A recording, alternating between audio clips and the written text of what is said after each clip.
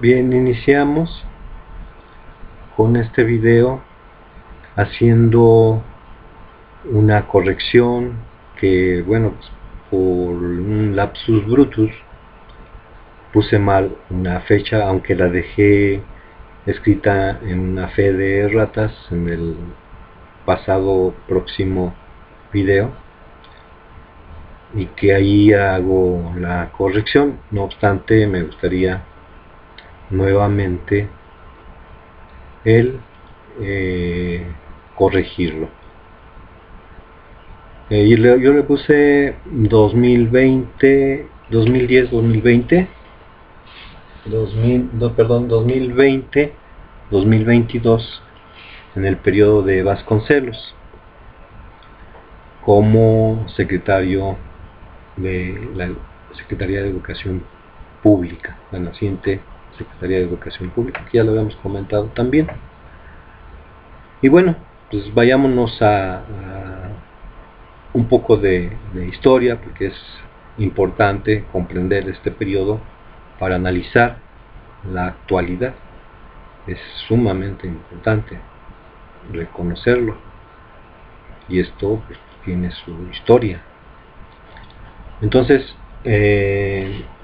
Álvaro Obregón cumple sus 4 años de candidato en 1920 a 1924, y de 1924 a 1928 Plutarco Elías Calles fue el que asumió la presidencia, apoyado precisamente por Álvaro Obregón, que era el fuerte política y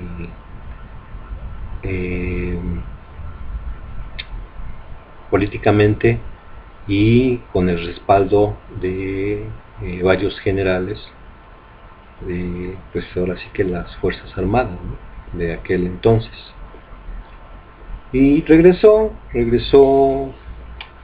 después del periodo de Plutarco Elías Calles, reformando el artículo 82 y el artículo 85 de la Constitución Política de los Estados Unidos Mexicanos, para poder reelegirse.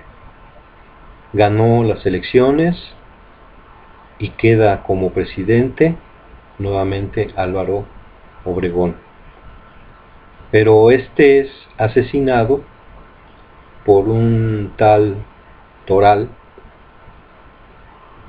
que lo culpó de haber sido el responsable de haber desarrollado la propuesta de Calles, que se le llamó la Ley Calles. Bueno, históricamente así se le determinó, la Ley Calles,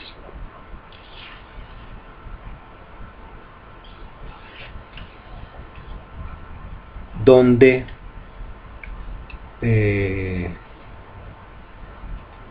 lo comentábamos,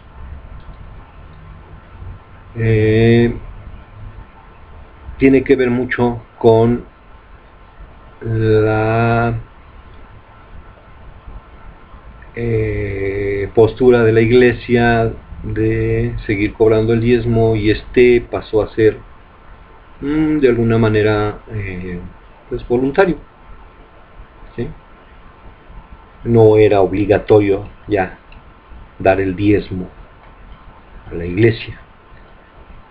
Pero por otro lado, pues bueno, los edificios, que ahí aún sigue siendo una ley actual, los edificios que ocupa la Iglesia Católica o cualquier otra religión de determinadas dimensiones, si es una capillita, pues bueno, eso no lo consideran dentro de el patrimonio del Estado, pero todo edificio pasó a manos del Estado. de tal manera que la iglesia dejó algunos edificios y que posteriormente pues muchos fueron convertidos en bibliotecas, en museos, o para alguna otra actividad política que pudiese realizarse allí, en los museos, en los edificios que pasaron a ser propiedad del Estado. Entonces regresamos a Obregón. Fue asesinado y queda fuera de la escena política, pero Plutarco Elías Calles pues ya tenía cierta fuerza entre los políticos, los generales,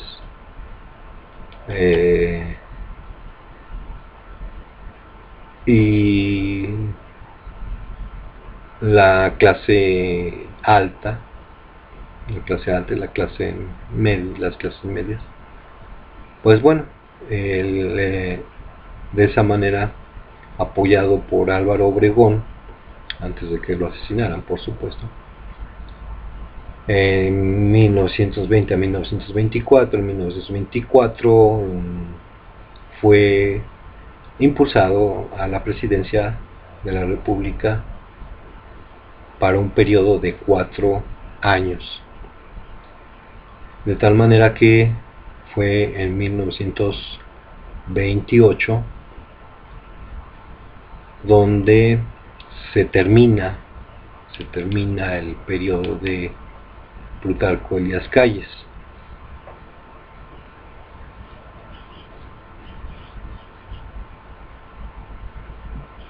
En 1928 se termina, ¿sí?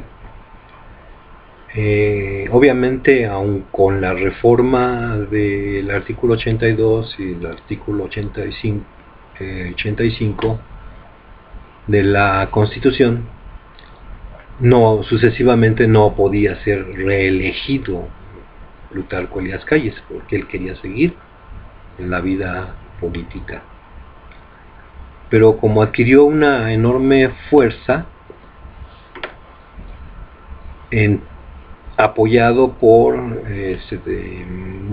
básicamente las huestes armadas, por los generales, y impone a 3 personajes para los siguientes periodos presidenciales. El primero fue Emilio Portes Gil.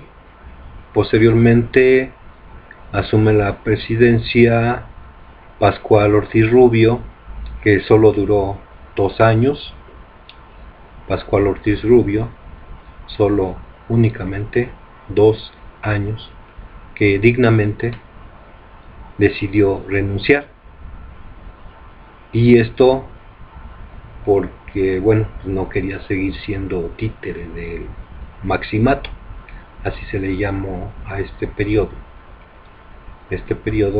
donde Plutarco Elías Calles, o a la sombra de Plutarco Elías Calles,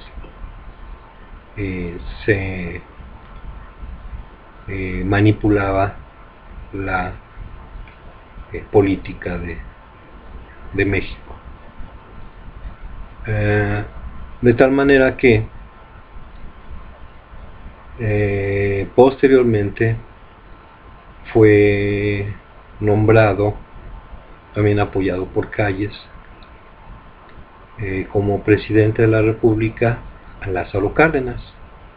Pero Lázaro Cárdenas era un hombre muy educado, venía de una clase pues acomodada. El general Lázaro Cárdenas, que hizo la diferencia entre todos los presidentes que estuvieron. No obstante, pues no les vamos a quitar mérito, bueno, a la ley Calles, y fue Lázaro Cárdenas el que impulsó los preceptos de los artículos determinados en la Constitución de los Estados Unidos mexicanos, y fundamentalmente aquellos que estaban contenidos en el Plan de Ayala de Emiliano Zapata, que fundamentalmente era la repartición de la tierra entre los campesinos, y formó una confederación de campesinos. Las siglas, pues bueno, es lo de menos, pueden investigarlo, queda de tarea, pero formó una de las primeras confederaciones. Y de allí fue que los trabajos presidenciales, la postura presidencial de Lázaro Cárdenas era la de cumplir con el mandato de la Constitución de los Estados Unidos mexicanos, ¿sí? Lo importante aquí es reconocer el maximato, ¿sí? Que a la sombra de Plutarco Elías Calles, pues fueron 3 los personajes que estuvieron en la presidencia, al igual que Lázaro Cárdenas, pero Lázaro Cárdenas era muy listo y educado, y estratega general también de la revolución. Luego entonces lo que hace es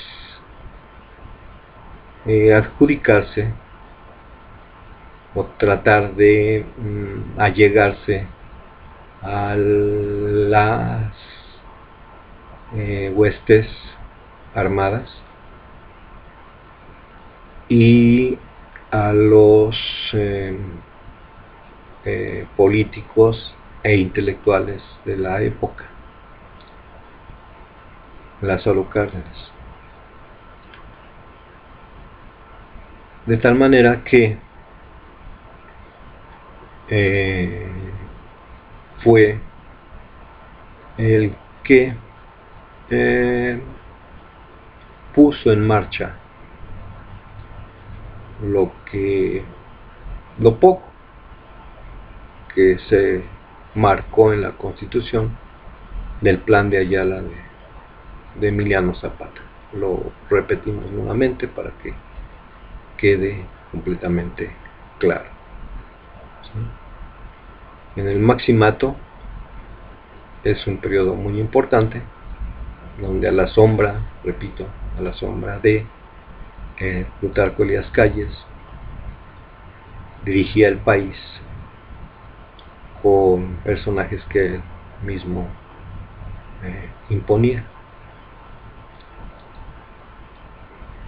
Después de eso, pues bueno, Lázaro Cárdenas hábilmente, ya con el poder pleno, le dice a Calles, no exactamente como yo lo voy a decir, pero prácticamente le dijo, o te vas o te mueres. Y se exilió. Plutarco Elías Calles se fue a Estados Unidos. Bueno, hasta aquí lo dejamos y posteriormente continuaremos con algunos detalles y pasaremos a la fecha actual.